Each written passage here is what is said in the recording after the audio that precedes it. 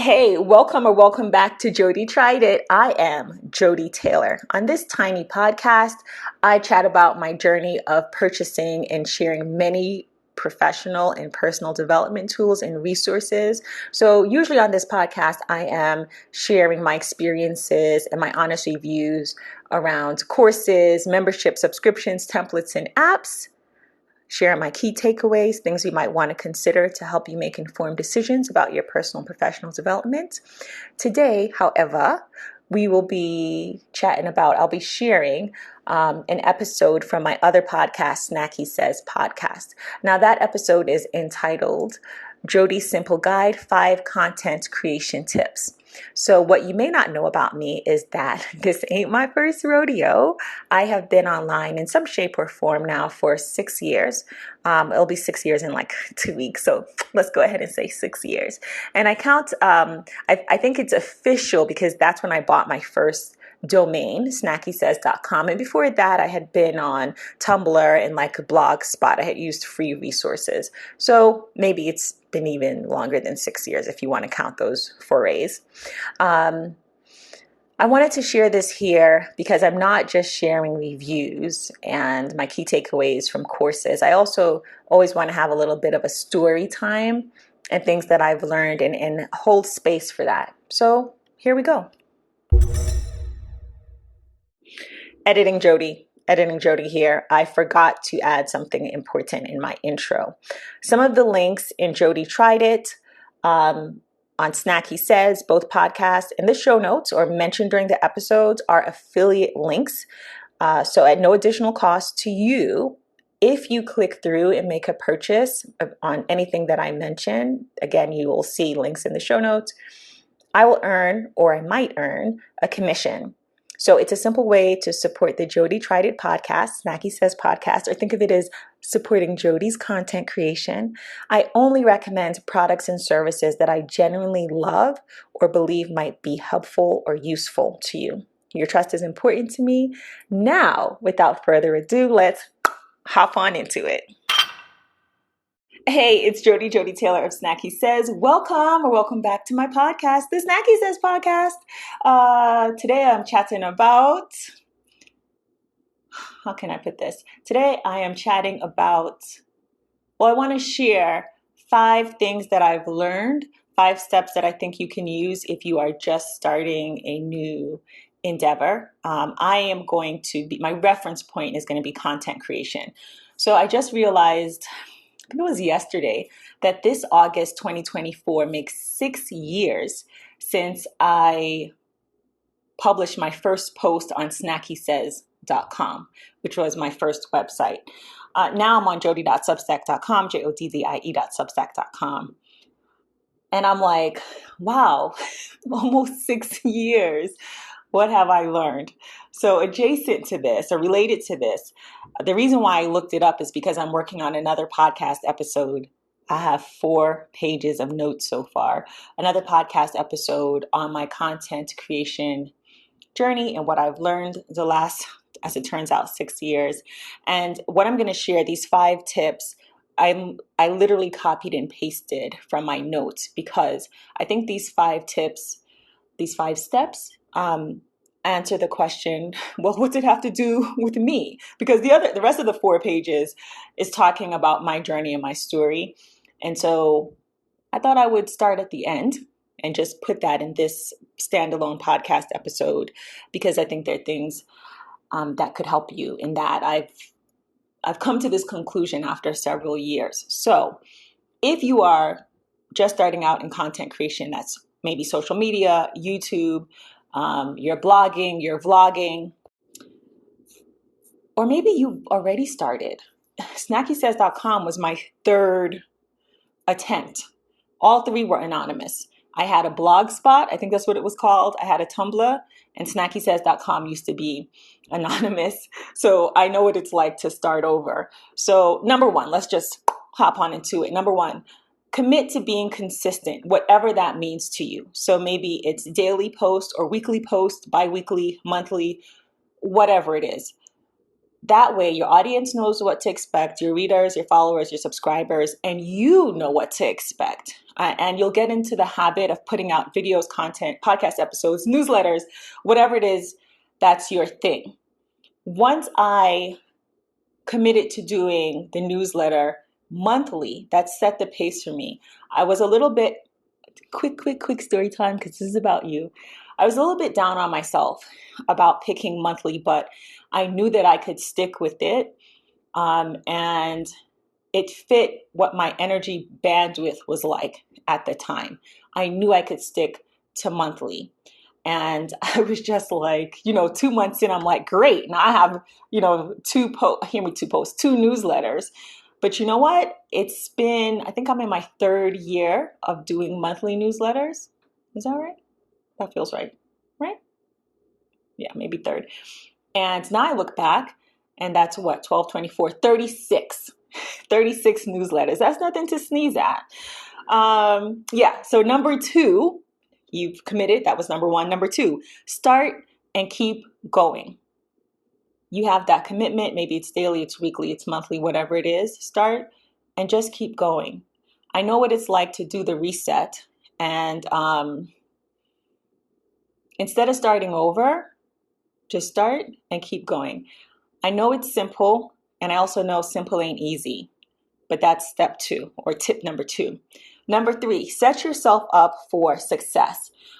I attended a digital summit, Make Hay Sang's digital summit a few months ago. And one of the thoughts that came up during this summit, one of the workshops in particular, was like, what if you went viral? Actually, I want to get the person's name. Hold on. Okay, here it is, Bertie. Which I knew, Bertie, if you ever listen to this, of course I know who you are, but I wanted to get her website, and that's Birdie and Co, BIRDYAND.co. So during Birdie's presentation, her workshop, I don't know if she exactly said it like this, but how I heard it and what I got from it was, what if you go viral? So set yourself up for success, so that if you go viral, or hey, people are just looking for you, it is easy for them to do so. So make it easy for folks to contact you in your link in bio, or your about me, or about us, however you phrase it. Have a business email address. In my humble opinion, Gmail is fine. I got snackysays.com a year or two ago. I don't think it's even been 2 years, probably over a year ago, and I pay for that. But before that, I was using blah, blah, blah at Gmail as my business address, and it was fine. And I've noticed that when I go to other content creators, I don't want to say more often than not, but often enough, they have a Gmail and they have thousands and thousands of followers. You know, keep it free. This is a bonus tip. Keep it free as much as possible. You don't have to take on the extra costs if you don't want to. Okay, so set yourself up for success. Set yourself up for success. Make it easy for folks to contact you. Have something for sale. That's my 2 cents. Haha, see what I did there? And make it easy to find your offers. This was some feedback that I got a few months ago, so I'm trying to make it easier on my own website, or at joddie.substack.com, JODDIE.substack.com. I always have to spell my name out since it has 2 Ds. So I've moved things around so it's just easier and simpler. So if I'll use myself as an example. This is true. I have wandered onto someone's website and purchased an ebook and never gone to their website again. I was looking for something, they had it, and I bought it. I wasn't familiar with them, so of course I wasn't going to go rooting around their website, but it was right there, ebook, boom, I bought it. Next up, make it easy for folks to pay you. If you don't have a website, you don't have a sales page or a landing page, you can use something like PayPal, Venmo, and PayHip and Gumroad, for example, will help you create a landing page or a sales page and to check out everything through their website. They're both free. They do take a cut when you make a sale. And if you're wondering, what do I sell? You probably have a Google Doc with something you can sell, or emails that you've written, or hey, even a checklist. If you keep a diary, if you have a system that you use, whatever it is that you usually talk about or you're interested in, you probably have something. The first time I heard somebody say this, I was like, no, I don't. But as it turns out, I did. And if I didn't then, just by virtue of starting snackysays.com, I started and I kept going. I have plenty of things. I just finished an ebook, and I was surprised how many resources I had that I could put in from me that I have recorded or written over the years. And like I said, when I started, I did one newsletter and then two, and I was like, what is this? But now I can refer back to them and I can actually repurpose content. So start and keep going. And then last, for step number 3, every mickle make a muckle. So if you're not making a lot of money at first, I'm in the middle. So I started 6 years ago. I'm not making big bucks. I'm not a household name. I am very much in the middle, 6 years in. And still, I've made something. Every mickle make a muckle. It's going to add up eventually. That's what I keep telling myself. It's lest I say, I can't say like, oh, I didn't make any money. I can't say that. I have made a little bit of money. So every mickle make a muckle. Just remember that and keep that in mind and try to have a sense of humor about it. I don't always have a sense of humor about it. I sometimes am nauseatingly terrified as she laughs, because it's very scary to put yourself out there. It's very scary to create something and tell the world about it, and it's like crickets and no sales, or lest I say I didn't make any money, 1 or 2 sales. It's difficult, but you know what? It's better than thinking about something and not acting on it. It's better than having an idea and it's just stuck in your head. I can't control whether or not somebody buys something, and maybe you can't either. If you know how, let a sister know. But hey, I can put it out there. So it'll be available if and when it attracts the right folks, or I go out and find those folks, which is another story in my 4-page document for another podcast episode. Okay, so 2 more things. Number 4, educate yourself, upskill, gain new skills, and you're going to do that by whatever it is that you do. You're writing, you're podcasting, you're making videos. Along the way, you might want to take online courses, use free resources in your community, what is up with me? Free resources you can find online. YouTube University is one of my favorites. Hey, maybe you want to pay for certifications or go back to school and get a degree. That's a pretty big decision in my opinion, but do it what works for you. And then the last one, number 5, which maybe should have been number 1, expect failure. Get your lipstick on, get your lipstick ready, and start kissing them frogs. The time is going to pass anyway. So keep going. One of the reasons why I didn't start earlier than I did was because I would go on YouTube, I would go on a blog, and I would see folks who in my mind were killing it. And almost no one was reading what they were writing. They had, 50 subscribers. And I was like, I do not want to be this person. This must suck. 6 years later, I am that person. And it does suck, but I'm so glad that I started and I kept going. Like, glad enough that I want to share these tips with you if you are just starting out or if you're in the middle. So quick recap. Number 1, commit to being consistent, whatever that means to you. Number 2, start and keep going. Number 3, set yourself up for success. Make it easy for folks to find you, to email you, to contact you. It doesn't have to be email, whatever works for you. Maybe you want to do like DMs on your social media. Have something for sale. I've spoken about this before, but when folks go viral, it's usually unexpected.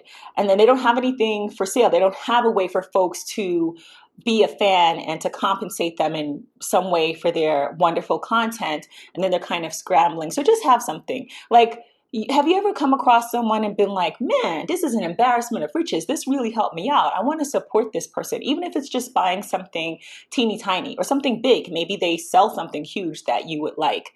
And then next, educate yourself, upskill, gain new skills, have fun with it. We don't want no hostages. And then last, expect failure. Expect it. I'm not saying I'm great with failure. I'm working on it. But I know had I anticipated it and had more experience with it, I would have had a better time. I'm still wrapping my head around it, but now I know to not to, like, I'm not like looking forward to failing, but it doesn't stop me from trying something else, from trying something new, from trying the same thing again, but maybe in a different way, or to just keep going. No matter how I think about it, and like looking back on the last almost 6 years, um, yeah, I'm still glad that I tried. I continue to try despite the failure. And if you don't get anything else out of this, if you're starting something new or you're starting again, if you go into it thinking like, sheesh, I might fail, I think you'll have a much smoother time because you won't be so shocked and jarred by the failure that you just completely give up. Don't give up. Thank you so much for listening. If you enjoyed this podcast episode or any of my podcast episodes, please share with a friend or three. And if you haven't already, please subscribe at joddie.substack.com. That's JODDIE.substack.com. Thanks for listening. Hey, thanks for listening to this episode of Jodie Tried It. If you haven't already done so, please subscribe to my newsletter at joddie.substack.com. That's JODDIE.substack.com. And please share with a friend or three. Thanks for listening.